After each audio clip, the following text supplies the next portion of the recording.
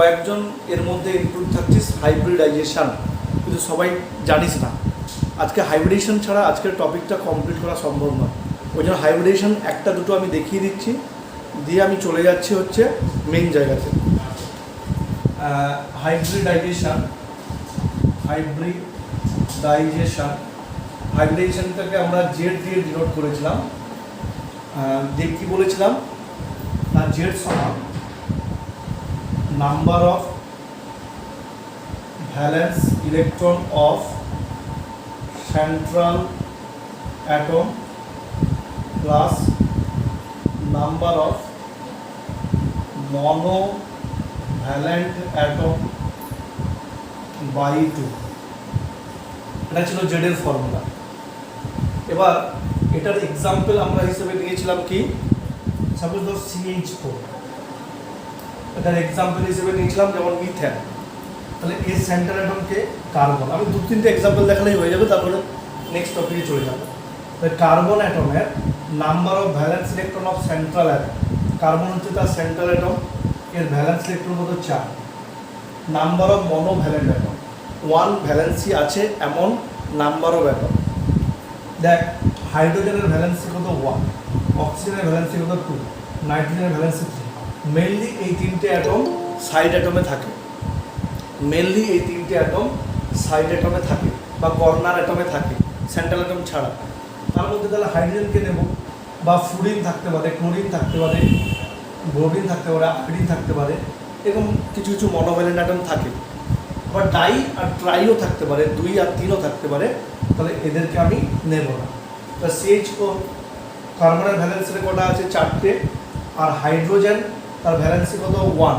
তাহলে 1 হলে কি হবে, 4/2 সমান কত হলো 8/2 সমান 4। 4 অ্যান্সার এলে তার হাইব্রিডেশন হবে কত sp3। যারা ছিলি না একটু বন্ধুদের খাতা দেখে নিয়ে নিবি এই হাইব্রিডেশনগুলো কতগুলো টাইপ, ওটা লিখে নিলেই পারবি। আমি আগের দিন বুঝেছিলাম কী করে হাইব্রিডেশন টাইপটা আসে না, এসের একটা অরবাইটাল, পির 3টে অরবাইটাল, ডির 5টা অরবাইটাল, আর এভাবে লাগবে না। তাহলে কথা বলতে পারে এস একটা, পি একটা। হাইব্রিড মানে দুটোর মিশ্রণ, এস 2টো পি হতে পারে, এস 3টে পি হতে পারে, যতগুলো রয়েছে। এস 3টে পি আর তো নেই, তার সঙ্গে একটা ডি আসতে পারে, এরকম করে অনেকগুলো ভাগ বলেছিলাম। এটা বন্ধুদের খাতা দেখে নিয়ে নিবি। আমাদের হাইব্রিডেশনের টাইপগুলো কী কী ছিল, sp, sp2, sp3, sp3d, sp3d2, sp3d3। দুটো অরবাইটালের মিক্সিং হলে 2 উত্তর এলে 3, 4, 5, 6, 7 এরকম। 2 অ্যান্সার এলে sp, 3 হলে sp2, 4 হলে sp3, 5 হলে sp3d, 6 হলে sp3d2, 7 হলে sp3d3। ওকে, তাহলে এখানে 4 অ্যান্সার এসেছে, ওই জন্য এর নাম হবে কি sp3। 5 এলে যেমন আমি ধর PCl5, ফসফরাসের ভ্যালেন্স এলে কতগুলো ইলেকট্রন 5, ক্লোরিনের কত 5, কেন ক্লোরিন হচ্ছে নাম্বার অফ মনোভ্যালেন্ট কত 1, 5টা রয়েছে /2 সমান 5, তাহলে হবে sp3d।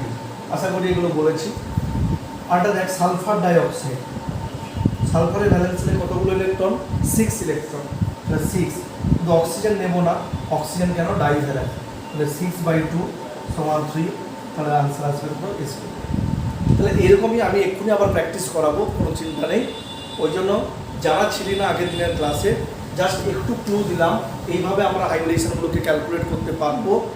এইটা যদি করতে পারিস তাহলে সবচেয়ে বেশি পরীক্ষায় কেমিক্যাল বন্ডিং থেকে যদি কোশ্চেন আসে, কেমিক্যাল বন্ডিংয়ের কোশ্চেন এই টপিক থেকে আসবে, হাইব্রিডেশন আর সেল। আজকে আমি যেটা বলবো, আমি মুছে দিচ্ছি আজকের টপিক, সবাই হেডিং দিবি যারা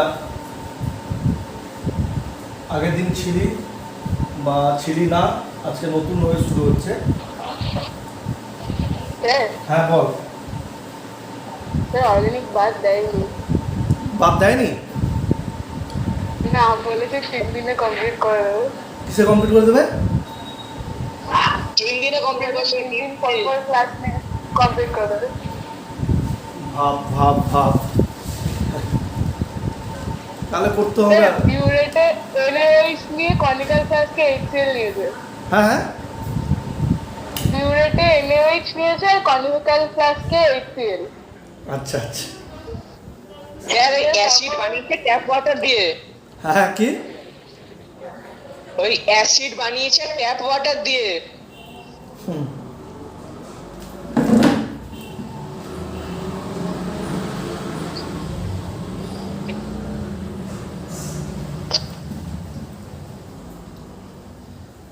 দাঁড়ান, হ্যাঁ এবার বল, শুনতে পাচ্ছি। তাহলে অর্গানিকটা বাদ দিল না? হ্যাঁ হ্যাঁ 3 দিনে অর্গানিক, আর আমাদের 1 মাস ধরে অর্গানিক চলছে।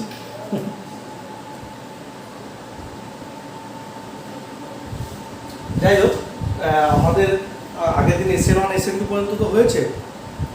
অ্যাসিড মাউথ দিয়ে টানতে বলছি, কি একটা লিখছে অ্যাসিড মুখ দিয়ে টানতে বলছে। আচ্ছা তো যাই হোক, আমাদের মেইন চ্যাপ্টার কেমিক্যাল বন্ডিং থেকে প্রচুর কোশ্চেন আসবে, সেটাকে আমাদের শেষ করতে হবে। আর এটা খুব ইম্পর্ট্যান্ট একটা জায়গা, এই জন্য সবাই সিরিয়াস। সিমরান আছিস তো? লেখ, সবাই লেখ, একদম ক্লিয়ার হয়ে যাবে। হ্যাঁ লেখ, shapes of covalent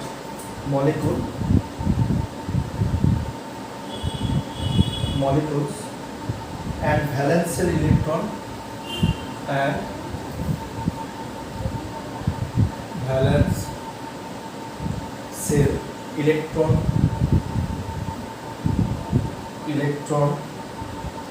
pair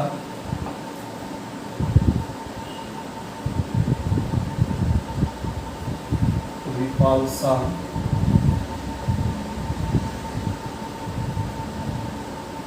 theory, PHOEORA এর নাম শর্ট ফর্ম হচ্ছে ভ্যালেন্স সেল ভেসপার থিওরি।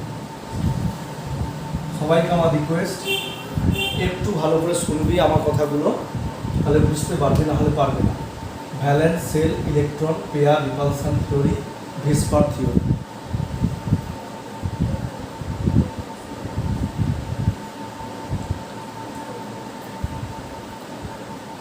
হয়েছে? ভ্যালেন্স লেখা হলে বলবি, কুইক বলবি। হ্যাঁ, valence shell electron pair repulsion theory হয়েছে। আচ্ছা, একদম ইম্পর্টেন্ট জায়গা, যারা যারা পড়ছিস ভালো করে ফোকাস দিয়ে পড়। তোদের মাথায় আনার দরকার নেই যে কম পড়ছি বেশি পড়ছি বা কি, যেটা পড়ছি ওইভাবে পড়। বোর্ডের জন্য কোনো তোদের করতে হবে না, ইনসিকিউরিটি করতে হবে না। আচ্ছা, এবার দেখ এই ভেসপার থিওরি কেন এলো। আচ্ছা বলতো, আমরা এর আগের থিওরি কি পড়েছিলাম? ভিভিটি, ভ্যালেন্স বন্ড থিওরি, একটা ওভারল্যাপ আর হাইব্রিডেশন দেন ওভারল্যাপ থিওরি পড়েছি। কিন্তু ওখানে কোনো পার্টিকুলার কোনো একটা অ্যাটমকে কীভাবে ড্র করা হবে সেই ড্রয়িংয়ের কোনো কনসেপ্ট কিন্তু দেয় না।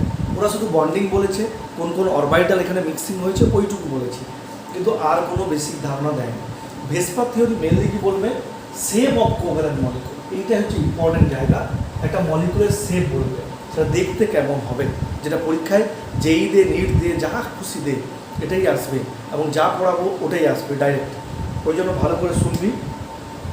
আমি এবার সবাই যে যার বই আছে, যার যেটা বই আছে, ভেসপারের রুল 1, রুল 2, রুল 3 প্রত্যেকের বইতে পাবে। ভেসপার রুল 1, রুল 2, রুল 3 যে যার যে বই আছে, এটা নিয়ে ডাউট নেই। প্রত্যেকের বইতে ভেসপার রুল 1, রুল 2, রুল 3 আছে। ওদের রুল 1, রুল 2, রুল 3 লিখতে আসবে, ওর অ্যাপ্লিকেশানগুলো আসবে। আমি এই জন্য রুল 1 পুরোটা লেখাচ্ছি না, কারণ পুরোটা লেখাতে গেলে অনেক টাইম লাগবে। তোরা সবাই রুল 1, রুল 2, রুল 3 প্রত্যেক বইতে সেম আছে, ওটাই দেখবি। আমি শুধু তোদেরকে বুঝিয়ে দেবো রুল 1 কী বলেছে, রুল 2 কী বলেছে, রুল 3 কী বলেছে, এগুলো বলছে। প্রথমে আসছি রুল 1। রুল 1 প্রত্যেকের বইতে দেখবি আছে, the shape of the molecule depends on the total number of valence shell electron pair, total number of bond pair, total number of lone pair of electron. If central atom of a molecule does not possess lone pair of the geometry is the regular geometry. আমি একটু যেগুলো লিখছি সেগুলো লিখবি, তারপরে আমি বলছি rule 1 কী বলেছে। আচ্ছা, আমরা পড়েছিলাম sp, sp2, sp3, sp3d, sp3d2, আর sp3d3 পড়েছিলাম তো এই হাইব্রিডেশনগুলো আগের দিন। বেশ, যদি sp হয় তার শেপ আসবে লিনিয়ার, তাকে দেখতে কি কেমন হবে, লিনিয়ার। বন্ড অ্যাঙ্গেল হবে, এটা বন্ড অ্যাঙ্গেল, বন্ড অ্যাঙ্গেল তো হবে 180। সবাই লিখবে। sp2 হলে ট্রাইগোনাল প্ল্যানার এর বন্ড, হ্যাঁ রুল 1 এর আন্ডারে, রুল 1 এর আন্ডারে। আমি পুরোটা কথাগুলো লিখছি না, যেটা জিস সেটা লিখে দিচ্ছি, কথাগুলো বইতে পেয়ে যাবে। এখনটা বল, trigonal planar 120 degree, 120 degree. Tetrahedra 109 degree, 28 minute হচ্ছে sp3d trigonal bipyramidal, trigonal bipyramidal. এখানে তিনটে অ্যাঙ্গেল আছে, 90 degree, 120 degree, 180 degree. sp3d2 octahedral, ওটা আছে হচ্ছে 90 ডিগ্রি। আর pentagonal bipyramidal, 72, 90 degree. Just এটা লিখে দাও, আর কিছু না।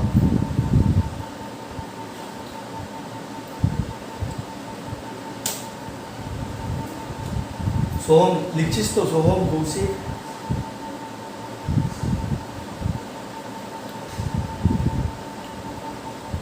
আমি জানি না আজকে কতটা কি করতে পারবো। দেখছি তো সেই 9 জিবি আর ফাঁকা আছে, 9 জিবি হয়তো এক্ষুনি ভর্তি হয়ে যাবে।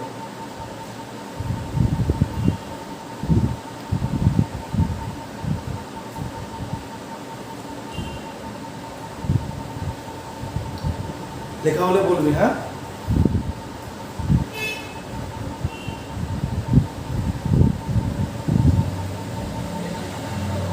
হয়ে গেছে, বাস একটু কুইক লিখবি। সিমরান হয়েছে, ঋষিতা হয়েছে, অনুষ্কা,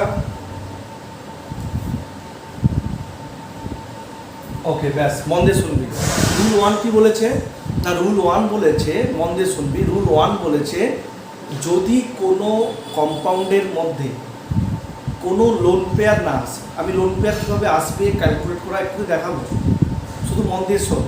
যদি কোনো লোন পেয়ার না আসে এবং কম্পাউন্ডটা যদি নর্মালি শুধু বন্ড পেয়ার দিয়ে তৈরি হয়, তখন যে জিওমেট্রিটা বা তাকে দেখতে যেমন হবে, সেই দেখাটাকে বলছে রেগুলার জিওমেট্রি বা regular shape.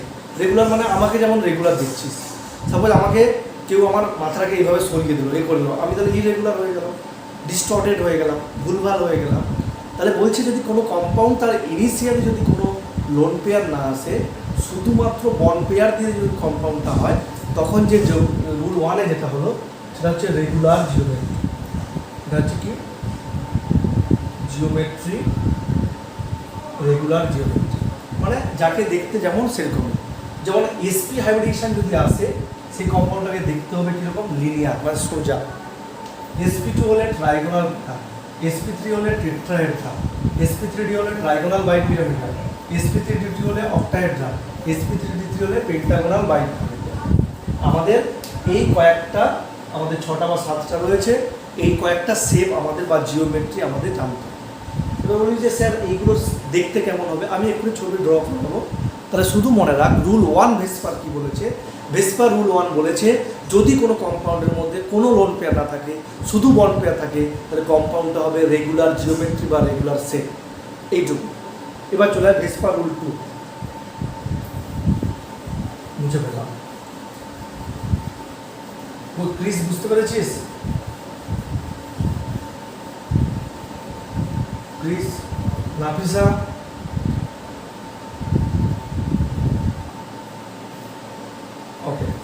Vespa rule two, VSEPR rule two. এই ভেসপা রুল টুটা হচ্ছে অনেক বড় জিনিস, এটা বোঝার প্রচুর রয়েছে, এখান থেকে কোশ্চেনগুলো পরপর আসবে সবাই বোর্ডের দিকে। অবন্তিকা বুঝতে পেরেছিস এটা? বেশ, এবার ভেসপা রুল টু আমি একটা এক্সাম্পল দিয়ে বোঝাচ্ছি, ঠিক আছে?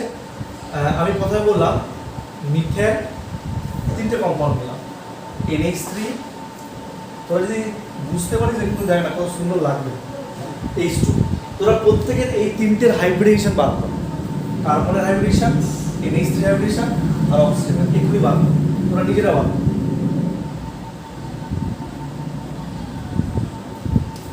এক্ষুনি বার কর, নিজেরা বার কর।